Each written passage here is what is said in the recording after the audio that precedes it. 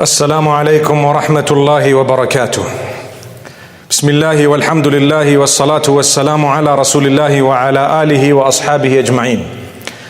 My brothers, my sisters, we have just come out of the best month of the Islamic calendar, which is the month of Ramadan.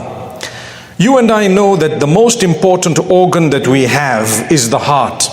The heart is closely connected to the mind. So if you have a clean heart, it actually affects the mind, and the mind begins to do things that are correct and pleasing to Allah Almighty because the heart is clean.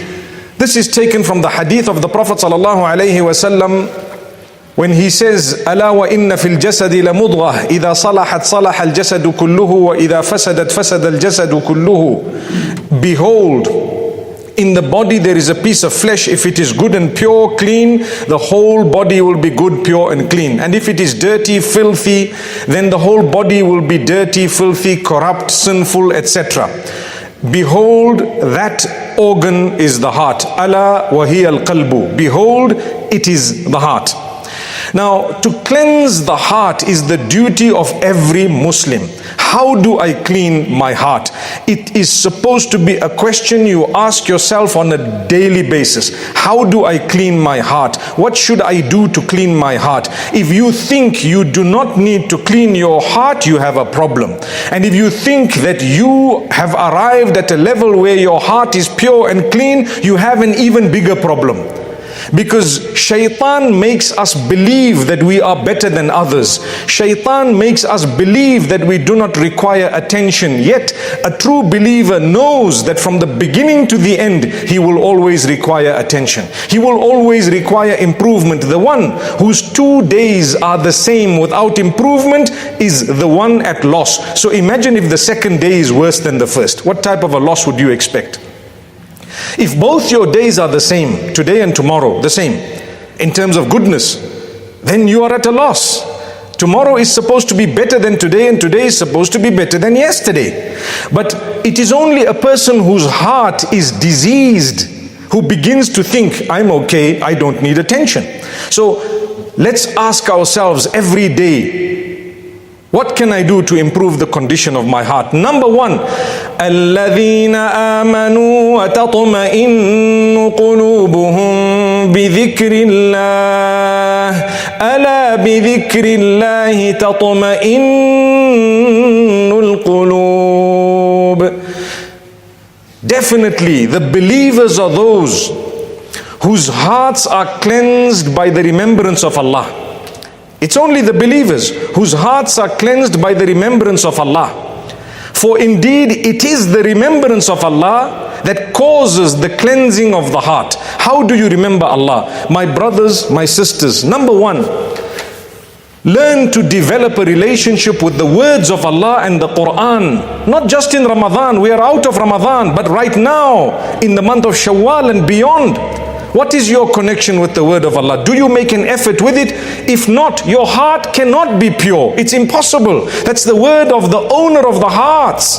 And He is muqallibul qulub. He's the one who turns the hearts. If you don't have a connection with His words, His reminders, His warnings, then how can you expect your heart to be clean? So if you don't read the Quran and you don't want to know its meaning, and it irritates you when people tell you what the Quran says, then you have a diseased heart that requires attention.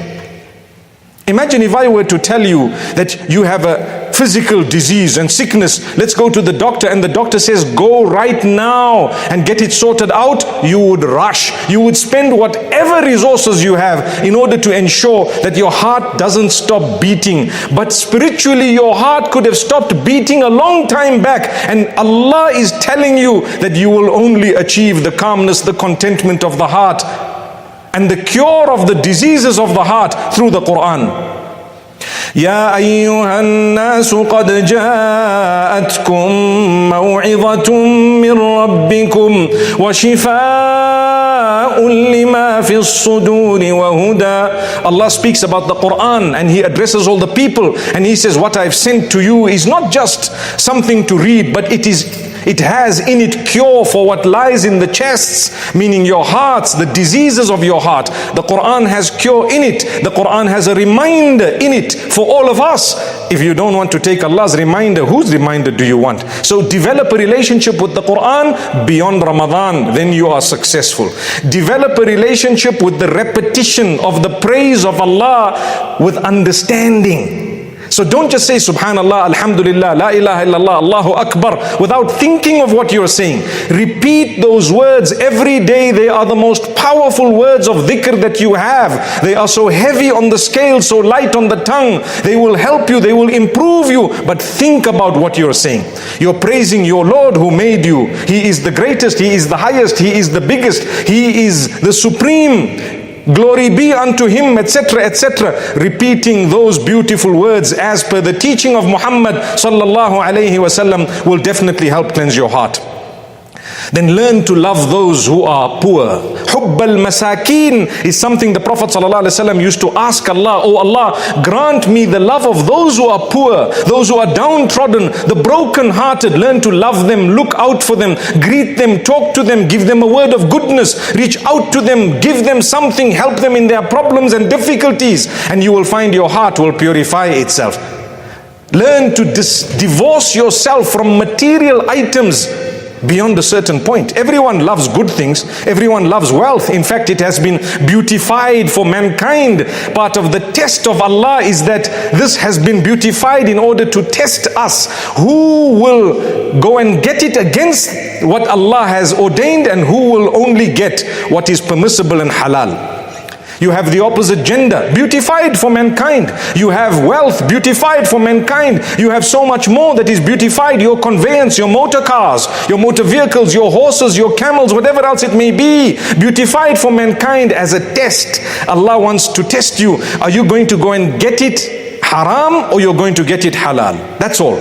So when you learn to divorce yourself from that which is haram and try your best and struggle towards achieving that which is only halal, not only do you achieve a reward for it, it cleanses your heart. Learn to love for others what you love for yourself. It will cleanse your heart. The problem, we are selfish. We want goodness for ourselves. We will never want to help someone else with something we have if the heart is diseased.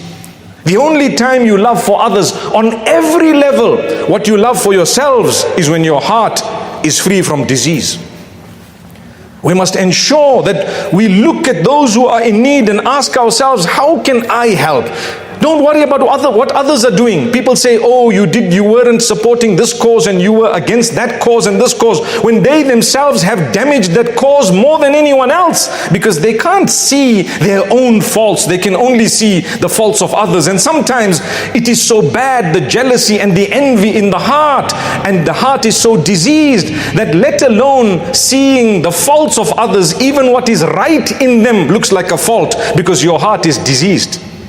What is right? Someone is doing something noble and beautiful and amazing, something that would earn them Jannah, and to you it was a fault, it was wrong, because your heart is diseased. How do you clean it? Well, you need to remove the jealousy in it by thinking about those you are jealous of and praying for them and making a dua for them and asking Allah to grant them, and reminding yourself you are no better than others. The minute you think you are above others, you are better than others, Allah loves you more than everybody else, there is a problem, because Allah loves everyone. Subhanallah. How do you know you're going to die? In a condition that Allah loves you. That's my struggle. When I end my match, that is when the result will be announced, not at the beginning. Right now I could be praying 5 times a day, I could be doing Quran, I could be fasting the 6th of Shawwal, I could be fasting Mondays and Thursdays, I could be reading Quran every day. Who knows how my life is going to end? That's why Allah Almighty, we are taught through the messenger that He sent to us, Muhammad ibn Abdullah al-Hashimi al-Qurashi sallallahu alayhi wasallam, to continue to ask Allah for thabat. Thabat meaning steadfastness upon the path, to ask for death upon Iman and Islam. You don't know how you're going to die. May Allah Almighty grant us goodness. But we are taught, if you lead your life in a beautiful way, inshallah, the likelihood of you dying in a beautiful way is also great. Learn to love for others what you love for yourself. You know, in Islam, when we've made a lot of wealth, and I'm going to talk about money, when you've made a lot of money, it's a test from Allah, knowing you will never ever spend that money in your life. What are you going to do with it? There are some who want to get more and more and more for themselves, that when another earns a little bit, they get upset, they get angry, they get so cross, they want to see the other's downfall. But my brother, you are making the millions. Why don't you allow them to make the thousands? What are you losing? Subhanallah. What is going from you? The winners are those who can reach out to others even at a time of need. And that's what the Sahaba radiallahu anhum did. They needed it, but they gave the other one. And guess what? As a result, Allah threw it at their feet, so they got even more and more and more. But we've got the equation wrong. We're looking at it from the eye of materialism. So we lose. Cleanse your heart. Without the cleansing of the heart, we wasted Ramadan. My brothers, my sisters, we must learn to understand everyone is struggling, everyone is going through difficulty and hardship. Be happy at what Allah has chosen for you. It is a challenge and a test for you. And you know what? Take it in your stride. Get up, seek the help of Allah, and try and do something about it according to the capacity given to you by Allah. Ista'in billahi wa la ta'jaz. Seek the help of Allah and don't be lazy. Don't give up. ولا تقل لو أني فعلت كان كذا وكذا فإن لو تفتح باب الشيطان أو عمل الشيطان. Don't think to yourself after something has occurred that, you know, if I did this, that would have happened, and if they did this, and if that happened, and if, because if opens the door of shaitan and the deeds of shaitan. You should remember, my brothers and sisters, something happened to you, fair and good. Ask yourself, have I hurt someone? Have I harmed someone? Have I wronged someone? Have I oppressed another? If the answer is yes, go and make peace, go and seek forgiveness. When something wrong happens to you in your life, it's a time to reflect over the evil you might have. Yes, it is. But once you do that, thank Allah, the bad that came in your direction helped you to become a better person. It was actually something good for you. It helped you in your life. Secondly, ask yourself, how is my relation with Allah? We ask Allah goodness, goodness, goodness. We want it right now. Imagine if Allah were to punish us in a similar way. When you do bad, you don't want the punishment in 5 seconds. But when you want good, you want it in 5 seconds. Oh Allah, grant me a good business deal. Asr time comes and you say, Allah didn't answer my dua. Hang on, man. It's only Asr. You made the dua at Fajr. But how many sins you committed between Fajr and Asr? If the punishment of that had to come, your whole shop would burn down. May Allah grant us goodness. That doesn't mean if your shop has burned down, it's the punishment of Allah. If that shop burning down brought you closer to Allah, it was His gift. It's impossible for any human who existed on earth not to taste things that he or she would consider negative. But through Iman and faith, you look at it in a positive light. You thank Allah. You take it in your stride. Life is a struggle. Go and look. Anyone who has anything and everything, nobody can say there's no struggle at all. Struggles are on a different level. Sometimes you might think you have everything. My brother, my sister, are you sure that's not only material items you're talking about? When you don't have Salatul Fajr, you have zero. May Allah make us steadfast. When you cannot dress appropriately for the sake of Allah, there's a lot that still needs to be worked on, right? When you cannot quit a bad habit and you want to justify it simply because you enjoy lounging around and socializing with whatever it may be, a shisha or a bisha, and whoever tells you anything, you are quick to look for whatever justification you have for your bad habits, and you want to say, no, that's a little bit hard and harsh. My brother, we didn't come on earth only and solely to socialize. Socializing is only a small fraction of trying perhaps to earn closeness to Allah through saying a good word or two when you interact with people. It is never ever for a believer to think that socializing was in order to forget Allah for a moment. Not even. What is socializing? We will and we shall, but within what Allah is pleased with. So there goes, my brothers and sisters, without taking too much time, the reminder today was to cleanse the heart. Learn to love people, learn to solve problems, learn to have a big heart, learn to give from what you have. Then you will clean your heart. Get closer to Allah. Get closer to Allah. The way to do that through your prayer, through respecting people, speaking to them with utmost respect. The lowest, according to the world, should be a person you respect with your tongue and with your attitude. Then you are cleaning your heart. Try and think good of others. Something called husnul dhan, someone doing something, another person doing something else. The worst thoughts come to our hearts. Do you know why? The heart is diseased in the first place. That's the reason. It's a sign you need help more than them. That doesn't mean stop reminding people of goodness, but clean your heart. Think good of others. Don't think bad of them. Wouldn't you like someone to think good of you? Reach out to them in a positive way. Today we insult people in public. We do so much. Do you know what it all boils down to?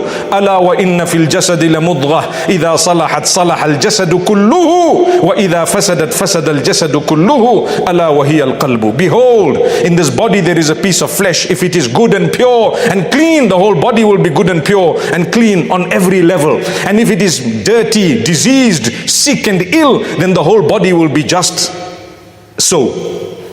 May Allah Almighty cure us all and grant us goodness. My brothers and sisters, once again, we've come out of the month, the best month, the month of fasting. We've come out, inshallah, with forgiveness from Allah. Do not spoil it. Do not mess it.